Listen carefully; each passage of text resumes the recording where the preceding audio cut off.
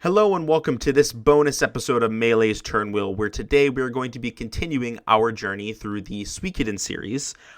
If you haven't listened to the previous couple of episodes about the Suikoden series that I've done, go ahead and listen to those because those are going to provide you all the context that you're going to need. I'm not going to be providing that in this episode, so you might be a little bit confused if you start here, but you're more than welcome to if you don't care. So we are going to be today deviating a little bit from the main series to talk about a couple of spin-off games, Suikogaiden, or Genso Suikogaiden. I don't really know. I think it's Genso Suikoden in Japan, and so this would be Genso Suikogaiden, but in English they're just Suikoden, but this game never came out in English, so I'm not really sure. But I'm going to be calling it Suikogaiden, Suikogaiden Volume 1 and Suikogaiden Volume 2. Both of these games are visual novels on the PlayStation 1, and they are both spin-off games from the main series of Suikoden games, which in and of itself is pretty interesting, if you ask me, because the Suikoden series is not known for being a raging commercial success. By far, I don't know the sales figures, but I would assume just because it's the one that received the most critical acclaim, Suikoden 2 would be the one that sold the most, and we all know how that went. So I'm surprised that this game, first of all, I'm kind of surprised that it made it to 5 entries in general, but not only that, it also managed to get a couple of spin-off titles in there as well. So I'm going to be covering both of those today. There are a couple of other spin-off games. Some of them aren't related to the main world of Suikoden at all and are apparently not very good. So I'm probably going to skip over those. There is a tactics RPG or a tactical RPG on PlayStation 2, which I think connects to Suikoden 4. So I might play that one, but I'm not 100% sure. I have to feel out the vibe when I get there. It's not going to be for a little while anyway. But today is Suikogaiden Volume 1 and Suikogaiden Volume 2. I'm going to be talking about them both together because, as the names kind of imply, they are sort of two parts of the same story. I didn't really feel like there was much point in separating them out. And in addition to that, I don't really feel like there was much point in separating them out like as games either. I don't really get why they couldn't just combine these into one game. I kind of have some thoughts about that, but those thoughts are a little bit hamstrung by my lack of knowledge on what it takes to make a game. So maybe take anything I say about that aspect with a grain of salt. But that's neither here nor there. I'm just here to talk about the games. So what are Suikogaiden Volume 1 and 2? I'm probably, for the most part, just going to be collectively referring to them as Suikogaiden going forward. But both of these games, as I mentioned, are visual novels that take place in the world of Suikoden, the same world that the first two games take place in. And timeline-wise, chronologically, they take place. The first game, Volume 1, takes place during the events of Suikoden 2 and covers more or less from the beginning of that game. I think like right at the beginning of that game, around the time that you go back to the mercenary fortress and fight Luca Blade for the first time and flee to Muse, like that general area. And they continue all the way up to about halfway through Suikoden 2, which is the Battle of Greenhill. The battle, like right before the events of Greenhill in Suikoden 2. That's Volume 1. And then Volume 2 takes place shortly after the events of Suikoden 2 and covers some of the things that the characters go through after that. Now, I say that, but these games don't follow the characters that either of the previous two games covered. Instead, our protagonist for these two games is a man named Nash, and whose last name I am not even going to attempt to pronounce. As far as I can tell, it is a made up last name that is not any real. There is a similar word in, I believe, like Hebrew that it's spelled similarly but not exactly the same. So but it doesn't really matter. I'm not going to attempt to butcher it. Just call him Nash because that's his first name. And Nash is our protagonist for these two games, and it's a pretty interesting choice, I think, Nash is our protagonist for these two games, and I have to say, just right out of the gate here, I'm going to come right out and say that Nash is fucking amazing. I love Nash. He's so goddamn cool and funny. I mean, I'm tempted to say that he's my favorite Suikoden protagonist. I mean, he is. That's not even a competition. But the reason that I don't feel like that's really much to say, like that's not really saying very much, is that the first two protagonists for the Suikoden series are both silent protagonists. They don't really have personalities of their own to speak of. There's a couple of instances where you can make dialogue choices that slightly change how your character comes across to others, but it doesn't really make much of a difference in their overall character. So to say that Nash is the best Suikoden protagonist so far is not saying a lot, because he's the only one up to this point that has any real sort of character or personality, in my opinion. Sorry to any of the Tyr McDole stands out there, or the Ryu stands out there. But I don't really vibe with them too much as characters, despite the fact that I love the game so much.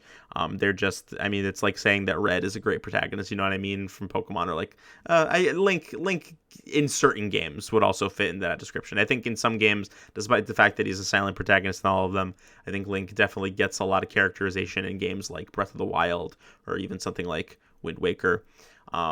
So maybe that's not a fair comparison, but I'm getting wildly off topic here talking about silent protagonists. The point is that Nash is not one, and he is great. I really enjoy him. To talk a little bit about Nash is going to, and honestly, talking about these games in general is going to require a level of initiation with the Suikoden series. That, I mean, it's not going to require it. It's just going to be hard for me to explain if we're not already on the same page about a couple of things. So I'm going to try my best to get you guys up to speed on a couple of things here at the start as quickly as possible, because these are not things that I went into at all during the previous couple, or I guess just the previous episode that I did about the Suikoden games. And I'm gonna go out on a limb and assume that most of you listening to this haven't actually played any of the Suikoden games, so you're not going to have any initiation with what I'm talking about, so I'll try my best to explain it. Essentially, Nash is from a country called Harmonia. The world of Suikoden consists of many countries. If you look up a world map, I have one that I refer back to whenever names of places come up. It's a really handy resource that I assume covers all 5 games, and I'm very excited to see some of the places that are going to be explored in Suikoden 3, 4, and 5. But Harmonia is a country that actually has come up a couple of times. I think mostly in Suikoden 2. There are a couple of characters from Harmonia in particular. There's one of the villains in that game is named Sasurai. And he doesn't really do or say very much. He's not a very interesting character, but he always stood out to me because of the fact that he's from Harmonia, which is like this distant country that we don't really know that much about. And he doesn't really do anything in the game. So part of me is like, and he like flees at the end of it. So part of me is like, is he going to come back in later games? Is Harmonia going to be a focus in later games? I'm still not 100% sure. But what I do know is that Nash is from Harmonia. And we learn a lot about Harmonia in this game, obviously, you know, from the perspective of Nash. We learn a little bit about how their political system works, and there's like 2 major factions, and they have like the Howling Voice Guild, which is something that a couple of characters from Suikoden 2 are from. I think Clive was even in Suikoden 1, so that counts as well. And in general, we just got a lot of information about how Harmonia operates.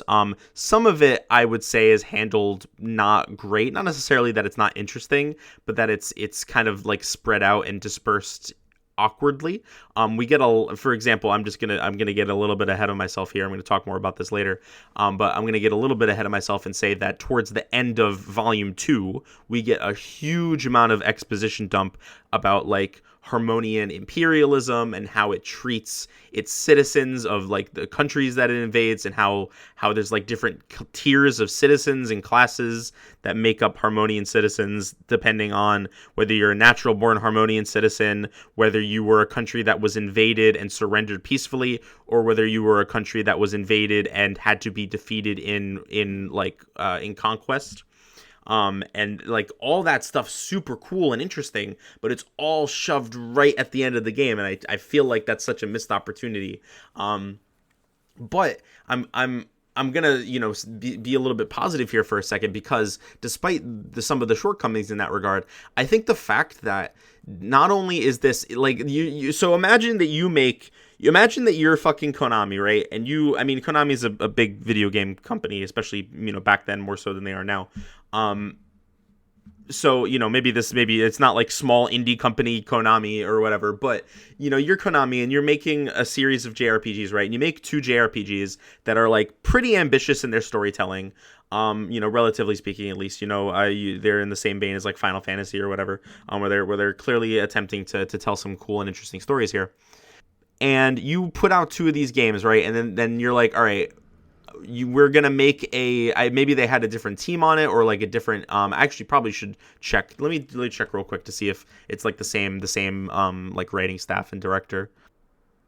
Okay, so this is surprisingly, I guess maybe not surprisingly considering how obscure the games are, but this was a little bit more difficult to ascertain than I was anticipating. So according to Wikipedia, the Suikogaiden games were made by a different development team. That seems to be pretty straightforward, because they were developed by a development team called KEC Tokyo, I think is what it were called. Hold on, I lost the page already. Give me a second. Oh, Konami. Okay, I'm fucking stupid. All right, well, they were developed by a different... The Konami Computer Entertainment Tokyo is what the name, and that abbreviates to KCET, and that was I was confused about that for a minute. I get it now, don't worry. But apparently it was a different development team. I cannot for the life of me figure out if it was a different, like all the sources that I'm finding about this. The Wikipedia page has a source. Just the only source it has is fucking romhacking.net, and it also has a link to Moby Games, which is like I believe accrediting catalogs information on video games and the people and companies behind them via crowdsourcing. The problem is that the Suikogaiden Volume 1 page on Moby Games is not up anymore. They have Suikogaiden 2. Hold on, let me see here. Credits, 187 people. Oh, well, hold on, we might be onto something. Producer, Yoshitaki Moriyama is the director of Suikoden. The director was Akiyoshi Ota, who is... Oh, okay, he's got some... Okay, he was the director for Suikoden 2 also. Okay. All right, yeah, so it seems like there was some overlap. Some of the specific staff were probably... were seemingly different. But it seems like, the producer, the overseer, original author, so the writer, the director was the same as Suikoden 2. So it seems like for at least some of the bigger names, they had some overlap. So anyway, all of this is to say, you are the team that made Suikoden 1 and 2. You decide that instead of going on directly to make Suikoden 3, I think Suikoden 3 was being developed at the same time. At least that's what Wikipedia says, and we all know Wikipedia is extremely accurate. So you decide that you want to make a spin-off game, right? And you decide that you're going to set it during the events of Suikoden 2, but you're not going to have the protagonist be anybody from Suikoden 2. That would have been very easy, right? There are several characters in Suikoden 2 that you could have made the protagonist of this visual novel, and it would have flowed seamlessly into some of the stuff that they were trying to do here. Instead, you were going to make an original character from and use that story to develop information about the world that is like barely touched upon in your previous 2 games. That's a level of ambition that is genuinely really impressive. So for all my griping about how I wish some of it was handled better, which I do think is still valid, I don't think that any of this is a deflection of criticism, right? Like I think you can still have problems with how the game handles itself, even under the understanding that it is an ambitious game that probably barely got off the ground in the first place. I think that it's still reasonable to think about and talk about what it could have done better. So I really like that aspect of this game, and in general, I would say that the two main things that this duology of games is attempting to do. It's trying to do two things, right? On the one hand, it is trying to tell an original story about Nash, his life, the people in his life, and his history. And on the other hand, it is trying to expand on some of the events and characters that we saw in Suikoden 2 in really interesting ways. It's trying to do that in really interesting ways. Does it always succeed? We'll go back and forth on this. And I think that it does both of those things. In general, it does both of those things pretty well. I would say, again, this is speaking broadly, both of the games focus on both, obviously. But I would say that Volume 1 focuses more on expanding the events on Suikoden 2. We see a lot of the events and characters in Suikoden 2 play out from a different perspective, sort of by definition, that is expanding on the events of Suikoden 2, right? Whereas Volume 2 focuses more on Nash's original story, while still having elements from, having characters come back from Suikoden 2 and explore them in a little bit more depth. Whereas the first game, focuses more on the characters and events of Suikoden 2, but still has elements of Nash's story laid out throughout it. And I think both of these games are very successful, both of these games are reasonably successful in their own ways, right? I think Volume 1, I'm going to try to go through this relatively chronologically going forward, because I'm a little bit all over the place right now, just trying to get a sense of what this game's going for. And in general, what this game is going for is it is attempting to obviously be its own thing, but also to provide a fresh perspective on the events of Suikoden 2. So if that sounds up your alley, if you have played Suikoden 2, if you're a newcomer to Suikoden 2, having played the remaster, which is coming out at the time of recording in a little over a week, which you should definitely hop on and play because it's peak fiction. If this sounds interesting to you, I would definitely recommend you hop on these games. They're both relatively easy to patch with an English translation patch and play on a PlayStation 1 emulator if that's something that you know how to do. So I would highly recommend. I do think that one of the best stories in any game I've ever played was further enhanced by this experience, which I didn't. If you'd asked me, I probably wouldn't have guessed it was possible. But it sure managed it. I don't want to oversell it because I think there's still some elements that I think were a little bit lackluster. But I definitely it was worth my time for sure. So we're gonna go through I guess chapter by chapter, and we're going to talk about the various different things that this game does well and does maybe poorly.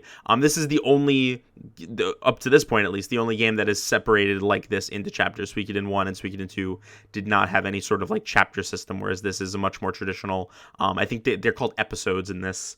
But that's the same idea. It's split up into different stories. They're almost like anthology series about Nash meeting up with different characters and having different little adventures with different characters. So we're going to start with chapter 1, which volume 1, which is called The Visitor. This one follows Nash entering the city-state of Joustin for the first time. And he is accompanied, as we see, by a character named Sierra, who is a character who you get pretty late in Suikoden 2, and you get a little bit of her backstory in this game, or in Suikoden 2 rather. You kind of get the general sense of what her deal is. You know that she had her rune was stolen by Necklord, that she wants to get it back, etc., etc. But she doesn't really go into a whole lot of depth about herself. This chapter, first of all, is an amazing. This chapter starts the entire duology off on an amazing foot. I would go as far as to say that this is my favorite chapter between both games. It is such an amazing story and such a perfect encapsulation of what this game could have been consistently, wasn't always consistently, but could have been consistently.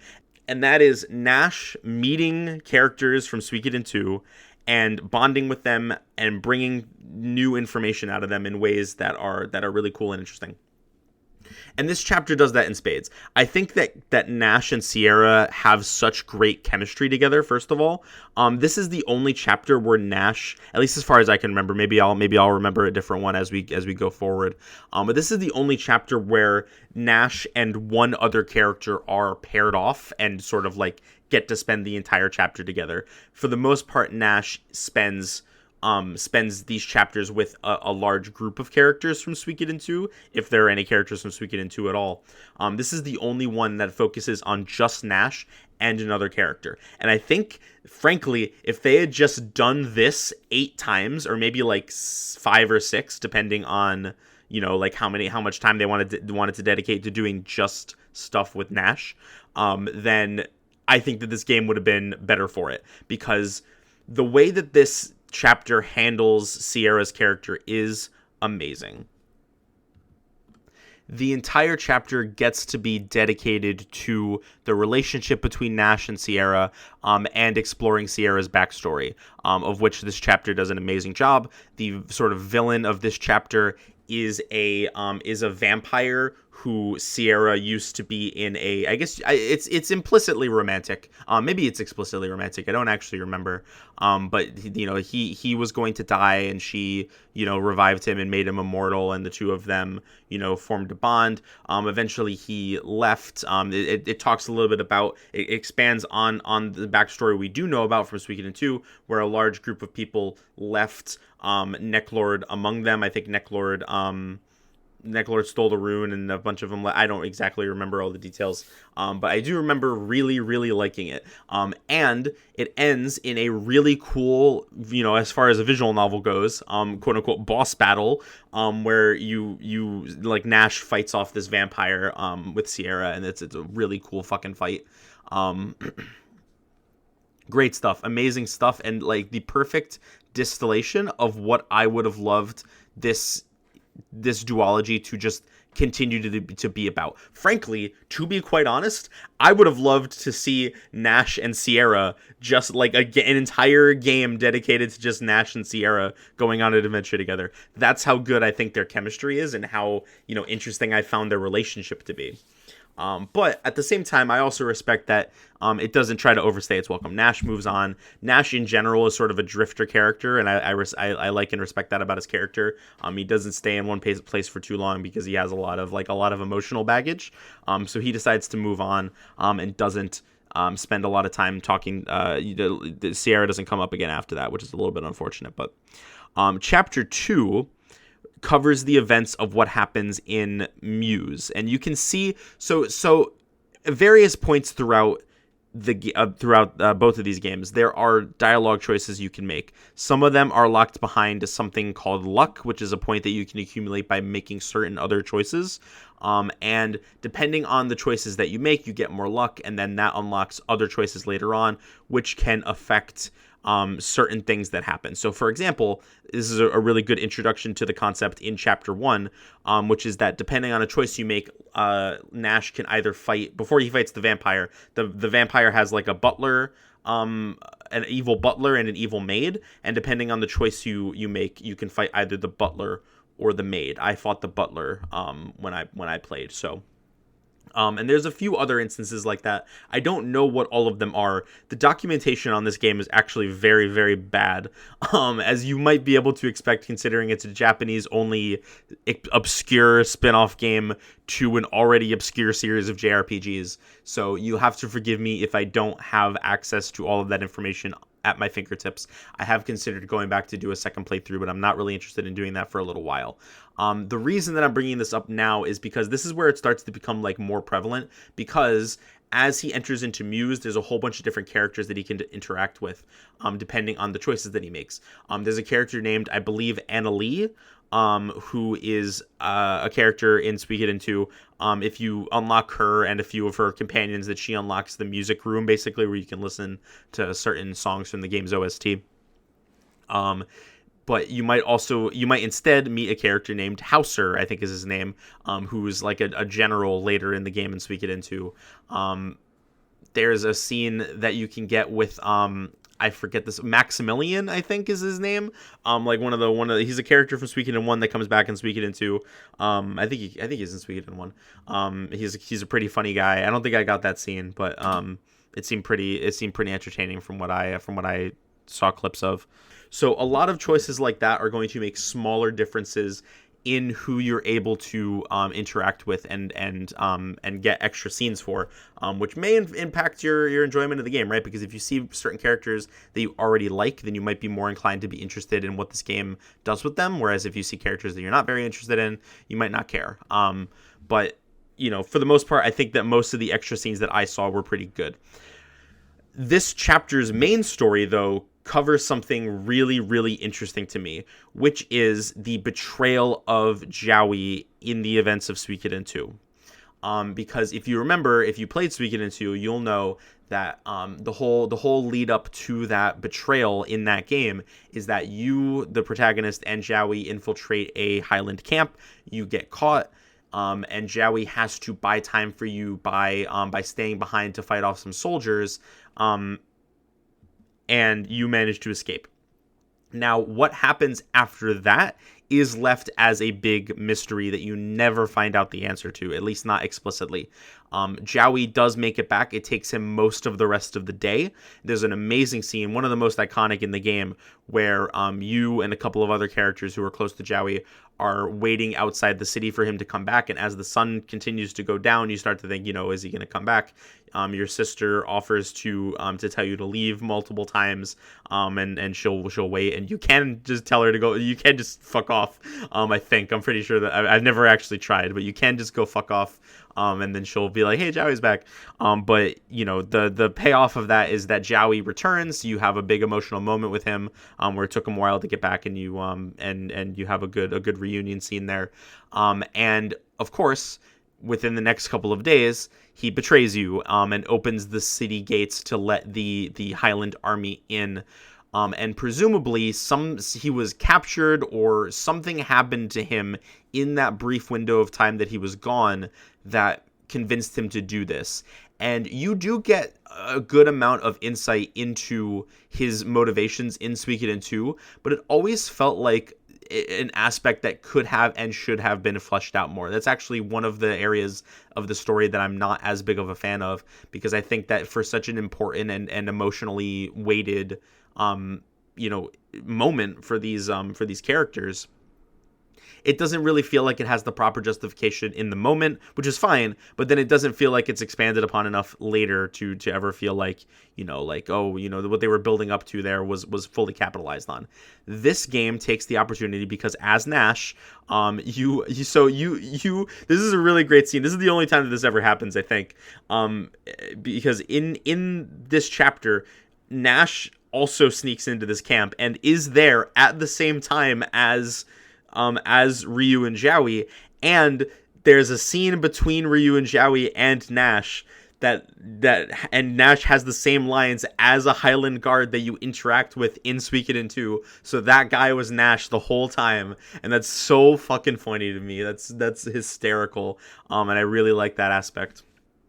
But you also get to stick around later into that scene, and you actually see, I think it depends on your choices, but you can see either a scene between Jowy and Luca Blight, where he like has a conversation about like like how he should betray them, and like what betraying him would get him, and then the other option, I believe, is a scene between Jowy and Jillia Blight, which I'm a particularly big fan of, because there's an implication in their relationship in Suikoden 2 that they've developed some sort of affection for each other, but we never really get to fully see that develop, or like where it came from. And the fact that this game expands on sort of their meeting for the first time and like exchanging words that like leave an impression on each other, I think is meaningful. I think it adds a lot to their relationship in that game.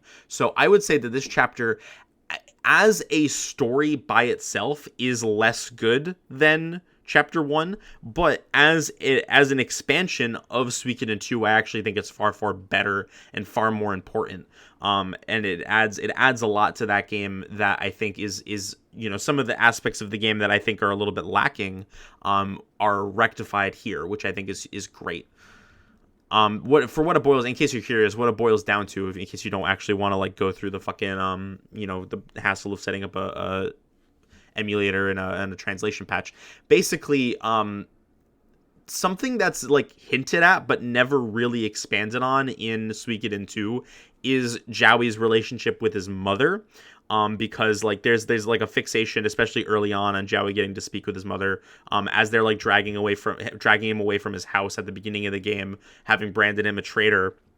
He's like begging to be able to speak to his mom, and that's never really like fully established, like what their deal is, what their connection is. You just kind of have to assume that they have a really good relationship, and they build upon that in Suikogaiden, where Luca Blights, I don't know if like Luca Blight specifically, I think Luca does actually talk about Jowy's mother, because he knows who Jowy is. He's like a relatively well-known nobleman's son, right? So Luca should know about Jowy's mom. And basically Jowy's like, yeah, I don't like Highland. Highland did some really shitty things to me, but I can't bring myself to hate the people there, because I still have a connection to them. I think his mom is like the example that he brings up, but I think in general, like Suikoden 2 does not do a fantastic job of establishing that there is still love in Jowy's heart for Highland, and he doesn't want to fully take it over. And eventually it starts to like, it gets to the point where Jowy doesn't even care about like the Highland versus the city-state anymore. He just wants to create a world where that sort of distinction doesn't even matter anymore.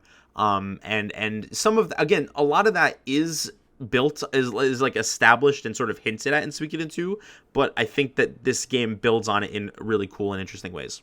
So that's chapter 2. Chapter 3 kind of deviates from this a little bit.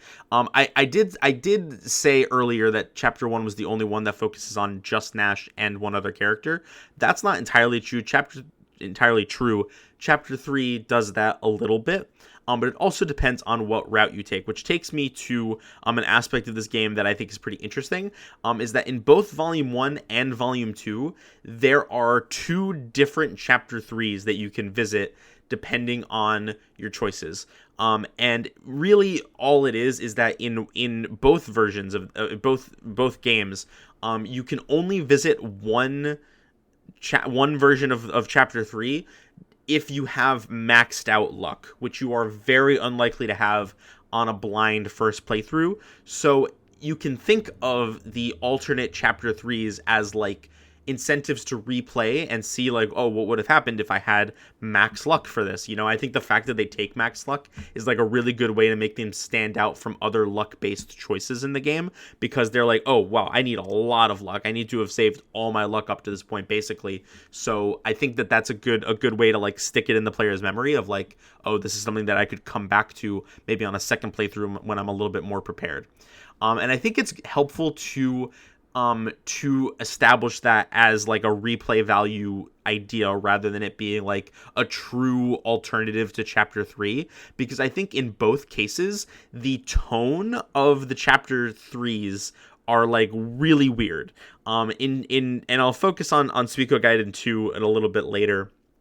But in Suikogaiden 1, the alternate Chapter 3 has you encounter, first of all, more characters from Suikoden 2 than any other chapter. There's like a dozen of these motherfuckers running around, and a lot of them are like, they're like funny scenes for the most part. There's a character named Bordeaux, who is like an animal whisperer in Suikoden 2, and he gives you listening crystals, which you can use to recruit a couple of other like animal characters to your squad. And he shows up in this chapter briefly, and he looks like he's about to fight a bear, but then there's just a CG of him hugging the bear, and he's like, how you been, man? It's been so long since I heard from you. I was worried about you. Which is fucking hysterical. It's so good. There's a scene where Nash accidentally peeks on a woman in the hot springs, which is it was so funny I forgot to laugh, sort of deal. But it's I mean, I think that like and there's I think it's Ada, who's like the character from Suikoden 2, who has like the Griffin companion. Then there is not the companion. I think she just like doesn't want to kill it, even though it's like kind of a monster.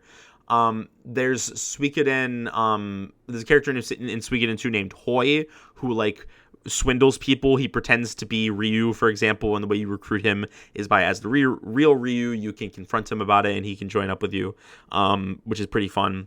He shows up a couple points. He steals a horse and then sells it to Nash, which is pretty funny. There's like a few others that show up. I think. Oh God, who else is there? Oh, Waka. Waka is a or no, not Waka. Is it Wakaba? I don't know. There's a girl from Suikoden 2, who you can recruit. Her name starts with a W. I think it's Wakaba. And she's like pretty fun, and she has some good interactions with Nash. That's the alternative route that you need maximum luck to get to. And it's definitely very tonally off from the rest of the game. So I think the best way to look at it is as a bonus that you can get by replaying the game, keeping in mind that you need to save a bunch of luck for this choice. I'm going to say actual Chapter 3, it might be a little bit of a misnomer, but I think it's appropriate. The actual Chapter 3 does focus on just Nash and a character named Elza, who is a character who shows up a few times in Suikoden 2. She's tied to a side quest in that game. One of the more unique side quests in any game that I've ever played, because you need to reach certain benchmarks in it within certain real life time limits. So like you need to your playtime for the game. Jesus. Your playtime for the game needs to be under a certain amount, or else the quest is over and you can't continue it, which is fun. I was playing the game the most recent time that I played the game for the podcast. I actually fucked up, which is it's not a very hard side quest to beat if you're like actually if you know what you're doing, if you are moving at like a reasonably fast clip. But I was just kind of like taking my time. I was going pretty casually. I wasn't in like a rush. And there's like a period of time where I did like the first like 3/4 of the quest, no problem. But then there's like a really long gap in the story, where and there's like a long gap in playtime as well. So you're like, okay, well, I don't need to get like, I have to get a lot further in the story, but I have a lot of time to get there, so it should be fine. That was what went through my head, but it ended up taking longer than I expected, and I ended up fucking it up. So that's my bad. I really wish that I could have seen more of that quest. I think I've done it successfully in the past. I just don't remember how it goes very well. Anyway, with Nash, Elza gets into her backstory a little bit. And then there's like some fighting. It's actually not that interesting of a chapter. I think this is definitely my least favorite in this game. Part of it is that I didn't have enough luck to get Elza to open up about her backstory, which I think probably shouldn't have been a luck requirement, because it seems like the only worthwhile thing about this chapter.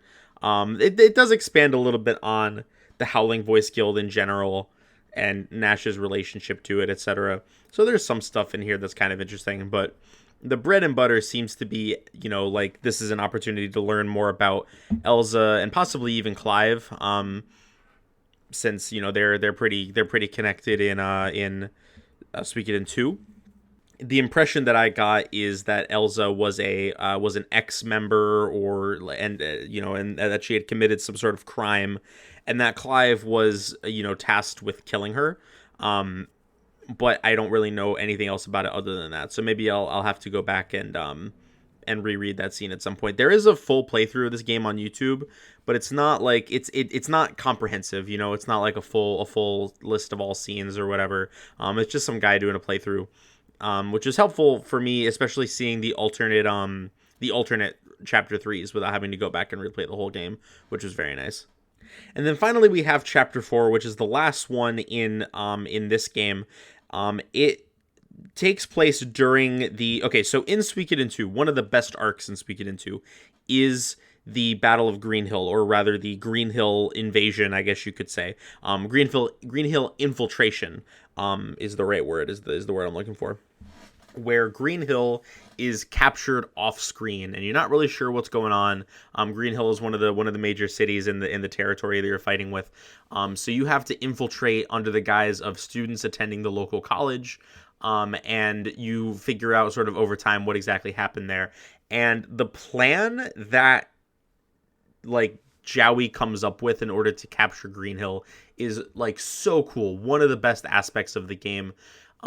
Where essentially they released a bunch of prisoners of war into Green Hill under the guise of wanting a fair fight for a battle between Green Hill and the city and Highland rather.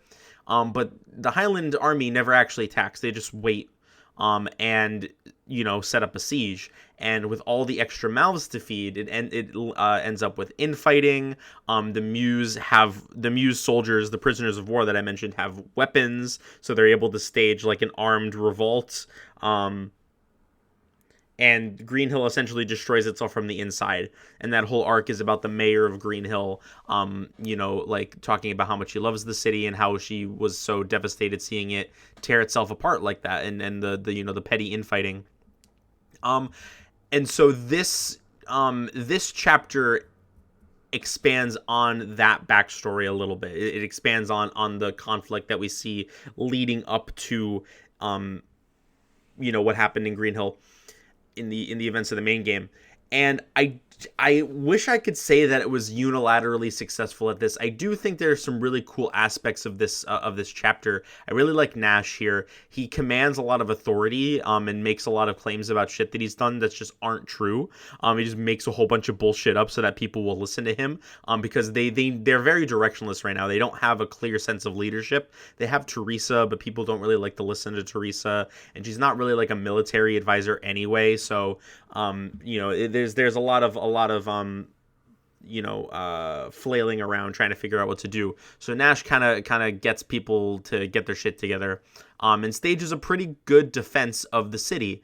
But the problem is that the whole thing that made it interesting in Suikoden 2 was that it wasn't a battle in the first place. I mean, so what happens is that Nash successfully defends the city from an attack, and then the rest is assumed to happen like later. You get the Muse soldiers back at some point, and there's some shit that goes down that forces Nash to leave. This is also the chapter that I think more so than any of the others sets up the stuff that Nash is going to be doing in the next game. So there's a little bit of a split focus between what happens in Green Hill versus what's going on with Nash. And there's some shit that forces Nash to leave Green Hill. And so we're left to assume that, he's successfully defended against, the command, because we see that Raud is here first. And then Jowie comes in later. So it's not like this undoes or retcons anything in Suikoden 2, not at all. But I don't know that this story was one that needed to be told. I don't know if this is one of the aspects of Suikoden 2 that really benefited from getting extra story when I think it was handled so successfully in the first game. I would have liked to see, if they were going to replace this chapter with something else, I would have liked to see Nash go to Two River and explore some of the conflicts between the citizens there, because that's an aspect that I think could have been so interesting, because the racism in Two River, but between the three groups of people that live there, you have the humans, you have the kobolds, and you have the wingers, which sounds like a racial slur, but it is the word that they actually use for the race in that game, I swear. The wingers are, this sort of like oppressed group in society that people don't really trust. People kind of see them as shifty, untrustworthy people. And like the conflict in Two River is resolved by them all coming together and putting aside their differences to fight a common enemy. It's a pretty I would say well done, but pretty basic story. And I think that is an element of Suikoden 2's story that would have really benefited from seeing Nash go through and, like, you know, figure out what the deal is. What are some specific examples of why people have been treated badly? You know, are there any specific reasons that people aren't as trustworthy of the wingers? Are the wing like what are some things that the wingers like seeing more like what the wingers have going on in society, like seeing them more oppressed, because you get this sense that they're oppressed from, like, they're part of town being a little bit more run down, and also, like, the fact that people don't really like them, but you don't see any, like, more specific examples of that, right? Like, you don't hear people talk about, like, oh, you know, the people here treat us badly or whatever. I think it would have been an interesting aspect to see that expanded on. The Knightdom of Matilda could have benefited a lot from this, seeing the inner workings of, like, the different knights and, like, how they relate to their different, like, there's the red knights, the blue knights, and the white knights. And, like, how that whole structure works, and some other stuff like that. There's a couple of aspects, like a couple places that they could have set Chapter 4 that I think would have been awesome.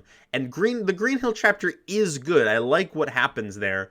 I just think that if they were going to pick any aspect of Suikoden 2 to expand on further, I don't think that Green Hill was the one that needed it the most. I think Green Hill is... I mean, according to a lot of people, the Green Hill section of the story is, like, the best part of Suikoden 2's entire story, which I don't know if I would go that far, but it is one of my personal favorite moments from that game, and it's really, really, really good. I totally understand why people would make that argument.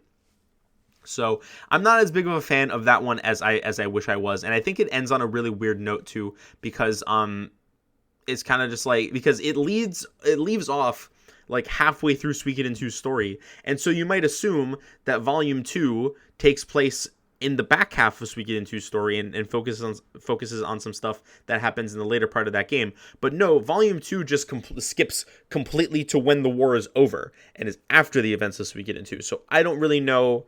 I think it's like an awkward transition. Maybe they were planning on doing 3, maybe 2 that actually took place during the events of Suikoden 2, and then 1 that took place afterwards. I think that could have been pretty cool. But it just skips straight to the events after the war without really much fanfare, which it felt kind of awkward. Wasn't a huge fan of that. And that's it for Suikogaiden Volume 1. I would say, you know, ending on a little bit more of a negative note there, but for the most part, I really, really, really like this Volume 1 of Suikogaiden. It was super cool to see certain characters get expanded on. Again, Sierra and Jowie in particular get a lot of benefit from that. And then the Green Hill chapter was good in a vacuum, even if I don't think it worked. Excuse me. Even if I don't think it worked super well as an expansion on the story of Suikoden 2, I think it was still pretty fun in its own right. Chapter 3 was a little bit like less interesting to me. I wasn't as huge a fan of that. And then Volume 2 sort of shifts gears into being more of a story about Nash. There are some things, though, that happen that I think are meant to tie in and be understood in the context of Suikoden 2 that I find pretty interesting. So let's go through the chapters in that game real quick. On average, I would say that the chapters in this game are significantly worse. I don't think most of them are as interesting. I don't think any of them are as good as Chapter 1 or 2 of the first game, especially when it comes to expanding on the things in Suikoden 2. The first chapter seems to have that goal, right, where it follows a couple of characters that showed up in Suikoden 2, and you learn a little bit more about them. Some of, like, the circus performers in Suikoden 2, Ellie, Rena, and Bolgan show up, and you get a little bit more about their backstory, which is kind of neat. And also the Knights of Matilda are there, Camus and Miklatov. They're both okay. And in general, this chapter has, like, inserts an idea which I find kind of interesting, but they don't do much with it. I'm kind of hoping, this is a little bit copium, but I'm kind of hoping that this is something that, like, gets expanded on in Suikoden 3, because this chapter takes place in the Grasslands, which is I believe the setting of Suikoden 3. Which is it's a very large country according to the map, which I believe is fan made, so it might not be to scale. But it seems to be quite a bit larger than the places we've been working in up to this point. So I don't know if this is going to come into play play at all. But the idea that this chapter tries to introduce is that inadvertently the city-state army caused problems for a lot of the citizenry, right? Where soldiers from the city-state army went on to do some pretty awful things, without being able to, without the leadership of the army doing anything to stop them, essentially. Because they didn't know. Like Ryu and Shu aren't, looking at like the random deployment of troops that they sent to secure their northern border or whatever. And it seems like they ransacked the village, maybe pretty consistently. And so that kind of comes across as like, maybe, all is not well in the places that the city-state has touched, despite them being the protagonists of the previous game. And that's a neat idea, and but they don't really expand on it enough, which is a shame. I think that would have been, kind of cool. That's pretty much all I have to say about this. There's some bandits that attack, and you fight them off. And there's like a bandit who turns out to be like someone that worked under Gerudo, who's like one of the bad guys in Suikoden 2. He escaped after Gerudo dies, and sets up like a bandit operation that's causing havoc or whatever. And that's no good, and we got to stop him. That's really the gist of that chapter. And it's just not that interesting. I don't really know what else to say about it. It's not wasn't that fun to read through, in my personal opinion. Chapter 2 focuses almost entirely on Nash. And this is where you find out a little bit about his backstory. We get bits and pieces of it in the first game as well, but this is where it starts to become like a little bit more firmly established. He has a friend. I don't remember the friend's name, but she comes up a couple of times. Nash's backstory essentially is that, and this isn't something that we find out fully until chapter 4, but they start to like establish it here. So I'm just going to tell you the whole thing. It's pretty interesting. I like it a fair bit. So Nash had I don't know if they were friends beforehand, but there's a guy named Zaj, I believe is his name, who is engaged to Nash's younger sister. And the two are very happily engaged, until Nash finds out that Zaj he did kill Nash's father, because he was like the leader of a political faction, I guess. And Nash, having found out this information, decides that he is going to kill Zaj. He didn't want his sister to find out, because he wanted her to remember her fiance like happily. So he decided to just kill her and like just take the fall as a murderer. But it turns out that Zaj survived, and he's coming back now to try to exact his revenge or whatever. And so Nash is sort of like some of the soldiers here, because he returns to Harmonia. The rest of the game actually takes place in Harmonia, if I'm not mistaken. I think it's Harmonia, isn't it? I don't remember where chapter 3 takes place, but I'm pretty sure it's Harmonia. But yes, this chapter definitely takes place in Harmonia. And he's from Harmonia, so he knows some of the people here. But they're under Zaj's thumb at this point, so they decide that they're going to lock up Nash. And the chapter is essentially a prison escape, where you can do like various different things to escape the prison. And it's pretty cool. It's like a fun little D&D mission that I enjoyed quite a bit. But it's not anything to write home about. You don't see any like there aren't any, none of the characters here are super fun or interesting. There's like one guy who Nash seems to know. He's like a strong warrior, and they fight for a little bit, but then he eventually lets Nash go because he's like a chill guy or whatever. So fun, entertaining, but not really anything noteworthy. Again, we're like, we have some cool ideas going on here, but not much is being done with them, which is a little bit of a shame.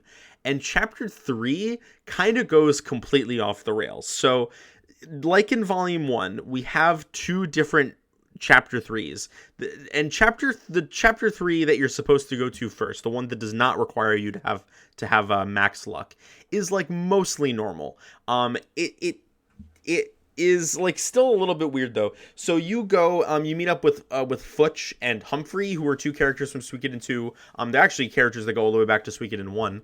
And they are looking for they're headed to Harmonia. They have a dragon with them. That is something. Futch was a dragon knight, and he has a dragon. They're trying to like take him to the I guess like the Dragon Guild or whatever the fuck, to try to figure out if he's like actually a dragon, because he like hatched under weird circumstances. So they're not sure if he's like a real dragon or like something that looks like a dragon.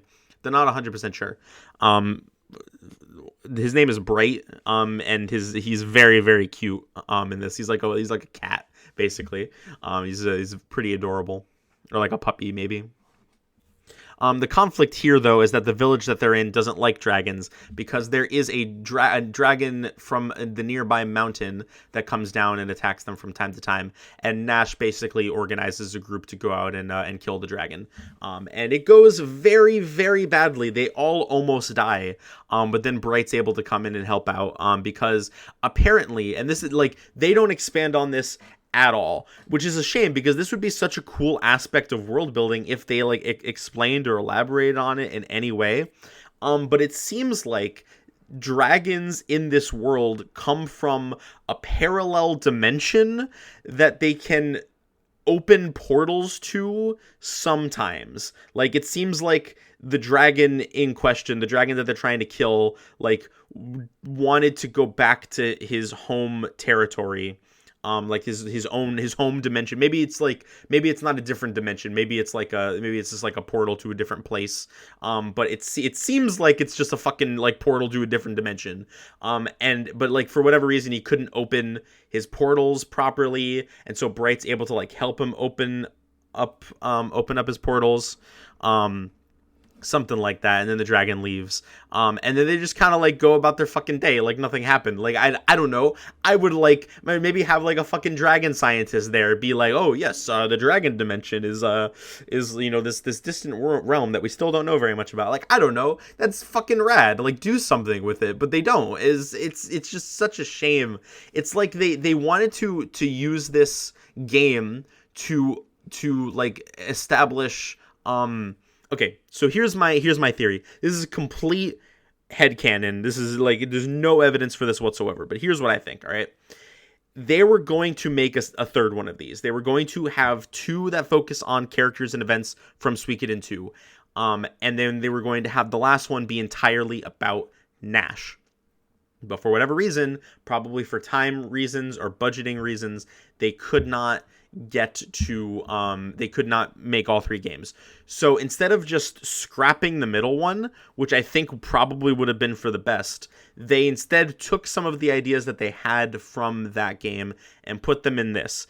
And again, I have no evidence for this. It's possible that the writing is just bad, but just to be based on how good the first one was, it feels so weird that it would suddenly go off the rails like this, because in the parts where it's about Nash, it's good, but it's rushed, right? Almost like they took too much and they were trying to like shove it into like a small amount of time. And then the ideas that they have, like the ideas that are expanding on Suikoden 2, feel half-baked, like they didn't have enough time to cook. So I think that some of these ideas, like, some of the characters from Suikoden 2 were going to be featured in a different game. And the last one was going to be almost entirely focused on Nash. Because the chapters that do focus on Nash, like it seems like in this game they wanted to focus more on Nash and his personal story, but they keep shoving shit from Suikoden 2 in here, but they don't even do anything with it, which is like, it's frustrating. And even though like all of these chapters are like fine in isolation, I think that especially in comparison to the first game, where these ideas were done so well for the most part, I just think it's, and like, not to mention that even putting aside being expansions of stuff in Suikoden 2, they were just good stories in their own right? Like the story of chapter 2 is good independently of Suikoden 2. The story of chapter 1 especially is like, that could just be like a good short story without any connection to Suikoden 2 whatsoever. And I think you can make the same argument for Chapter 4. In fact, I think that works better as its own thing than as an expansion of Suikoden 2 in a lot of ways. So I don't know, man. I'm just a little bit disappointed in some of the lackluster stuff that they do in this game. The alternate Chapter 3 is, like, good because it's fucking off-the-rails nonsense. So, essentially, what happens in the alternate Chapter 3 is that Nash meets up with 3 characters from Suikoden 2, 3, like, cute girl characters from Suikoden 2, whose names are Vicky, what are the other 2? Meg and Millie, who I don't care much about Meg, but but Vicky and Millie are actually 2 of my favorite characters from Suikoden 2. I think they're really cute and really funny. So this is just all about, like, them dicking around and making Nash's life miserable in really funny ways. And it's fucking psychotic because there's, like, literal actual time travel in this one where they just, like, go forward into the future.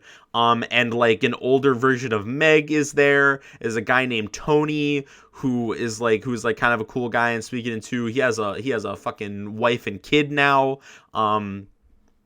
They're all over the goddamn place, and it's fine because, again, this I really do not think that these are meant to be read as, like, the canon version of events. I think that these are fun bonus episodes that you can do after you complete the game for the first time, and if you play through a second time and you know to hold on to your luck points, then they're little side adventures. They're side stories within a side story. And I think that it's fun for what it is. I admittedly only skimmed the YouTube video where the guy played through this, so maybe I'll go back and do it myself at some point. But I liked what I saw of it. That's all I really have to say about it. All right, now Chapter 4 is pretty good. I think this is a good way to end the story. This is definitely the best chapter in the game. It's not close, so I'm a fan of it. What this chapter is about is essentially it's the final confrontation between Nash and Zaj. And there's, first of all, it's just a cool fight scene. I think this is probably the best fight scene in the entire duology since the fight with the vampire in Chapter 1. Which, by the way, I think this is I don't know if it was intentional. I may be stretching it a little bit here, but I do think that you can make the argument that there's a parallel going on here, where in Chapter 1 of Suikogaiden 1, he fights the vampire. Yes, like, he fights the vampire in, like, a cathedral type area, and then the fight, like, expands up onto the roof, and they fight each other on the roof. And then in this chapter in Volume 2, he starts the fight in an actual cathedral, and then he moves up to the roof to fight Zaj. At first, he's just fighting, like, grunt workers and stuff. So I think that's a fun parallel. I don't know if it was on purpose or if that's just how they decided that they were going to do the epic fights in this game. But I think it's pretty neat. And then, like, the conflict between, like, I think Zaj is an interesting villain. I think that the stuff that they do with him is cool. The problem is, and I alluded to this earlier, that it is in, like, not just in the fight, but in, like, the last leg of the fight is where you get 90% of this fucking guy's backstory, where he was a citizen of a country that Harmonia invaded, which, by the way, Harmonia being, like, an imperialist country is not something that's really even established at all earlier on, at least from what I remember. And he was a citizen from one of the countries that Harmonia took over. He rose through the ranks of the Howling Voice Guild. He ended up having to kill his birth parents. He was taken in by a noble family and was able to, like, use that position of power to, like, rise up. And wants to, like, basically just wants power because it was something that was stripped away from him so consistently as a kid and growing up, which is, like, a cool villain motivation. I like it. I like Zaj. I think that he like has some cool ideas going on, but for whatever reason, they just decided that instead of interspersing this stuff through the rest of the game, or even just the rest of this chapter, which would have been better, they shove almost all of it to the end like this, which is so fucking weird. I don't get it at all. I really do not understand why they did this, but Overall, I would say the game ends on a pretty positive note. Positive in terms of, like, I think it's good writing. Not positive in terms of, like, the vibes. The vibes are rancid. Nash decides that he is going to like his friend tries to be like, hey, like, your sister was apart from you for so long. She thought you were a murderer for so long. And Nash is like, well, now I actually did kill her fiance, so I don't think I can bear to face her. And he runs away again, essentially. So I'm excited to see where that goes. I'm not 100% sure. I haven't looked to confirm this guaranteed, but I do think that Nash is a character in Suikoden 3. I don't know if he's if he's one of the recruitable characters. It'd be weird if he wasn't. But I think he might be. So yeah, I'm excited to see where this story goes. I think the problem is that, like, and I know, like, I spent like 40 plus minutes talking about volume 1, and I spent substantially less time talking about volume 2, and I feel like the reason for that is, like, it's just a shame because Suikogaiden 2 is just not as good, frankly. Like, I don't know what happened. I think that my theory about it being, like, them trying to condense the ideas from 2 games down into 1, I think it's as plausible as anything else. It's also possible that they just didn't have as strong of a writing staff on volume 2. But this volume 2 was the one that I looked up on Moby Games, and it said that that the writer was the same as the one for the rest of the series, and then the director was the same as Suikoden 2. So I don't think that's it. It's obviously possible for them to have like bad games. I'm not saying that every game that they churn out has to be a masterpiece unless it's for extenuating circumstances. But just like the sheer drop in quality of the writing from 1 to 2 is, like, so weird, and I think it only makes sense for me to think that there were some external challenges, which I think makes the most sense for me. But I don't know. Yeah, I think that's all that I have to say. I went on for this a lot longer than I was expecting to. I think breaking it down like this chronologically makes sense, and I think it helped me gather my thoughts a little bit more than I had at the beginning. So I hope that you enjoy listening to me go through that. There was still a lot that I didn't cover. There was a lot of scenes that I did not personally even get because I only played through the game once, and as I said, there's a lot of different options that you can pick to get different scenes. So I highly recommend that if you're interested in the Suikoden series, if you're interested in Suikoden 2 especially, you go and play these games for yourself. As I said, very easy to set up the translation patch if you know how to use a PS1 emulator. There's really nothing to it, so I would highly recommend that you go check that out. And yeah, that's all that I had to say about these games. I'm very excited to move on to Suikoden 3. Suikoden 3 is a fan favorite. People who don't say that Suikoden 2 is the best. I've heard really good things about 3 and 5. From my understanding, if you don't think that 2 is the best game, then it's between 3 and 5. For a lot of people, which is I'm interested to see. I think 3 is also a little bit rough around the edges. Apparently 4 is kind of bad, so I'm not as excited to get to 4. But we'll have to see. Yeah, that's all that I had. So I hope you guys have a great rest of your day, and I will see you all next time. Bye-bye.